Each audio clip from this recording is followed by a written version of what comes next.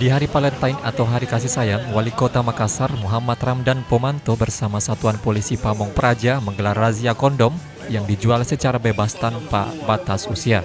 Dalam razia yang dipimpin langsung oleh Wali Kota Makassar itu dengan menyasar sejumlah minimarket, disita sedikitnya ratusan bungkus alat kontrasepsi jenis kondom berbagai merek dan model dari sejumlah minimarket yang disasar. Penyitaan ratusan bungkus kondom itu dilakukan oleh Wali Kota Makassar bersama Satuan Polisi Pamong Praja lantaran ratusan bungkus kondom itu diduga hendak diperjualbelikan secara bebas di hari Valentine. Saat razia, petugas minimarket yang mengetahui adanya razia menyembunyikan kondom.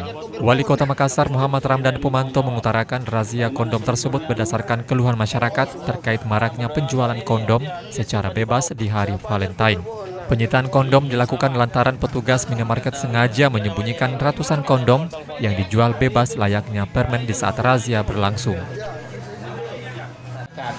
Bahwa di event-event seperti Valentine ini banyak disupport anak-anak kita untuk menggunakan kondom. Nah, saya dapat beberapa masukan dari masyarakat. Nah, hari ini ya bukan persoalan Valentine-nya, tapi persoalan perusakan moral bangsa ini, perusakan moral anak-anak kita yang sengaja dan terstruktur.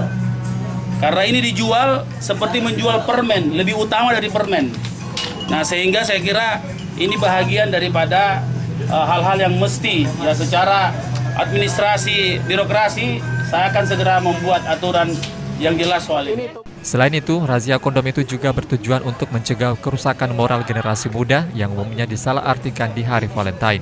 Sejumlah swalayan yang tertangkap basah menjual kondom secara bebas langsung dibuatkan berita acara atau BAP. Pengelola minimarket akan dilakukan pemanggilan guna mencegah penjualan kondom secara bebas tidak terulang di sejumlah minimarket. Untuk mencegah hal serupa, Wali Kota Makassar kedepannya akan membuatkan peraturan wali kota atau perwali terkait penjualan kondom di sejumlah minimarket demi mencegah kerusakan moral generasi muda yang dinilai terstruktur itu.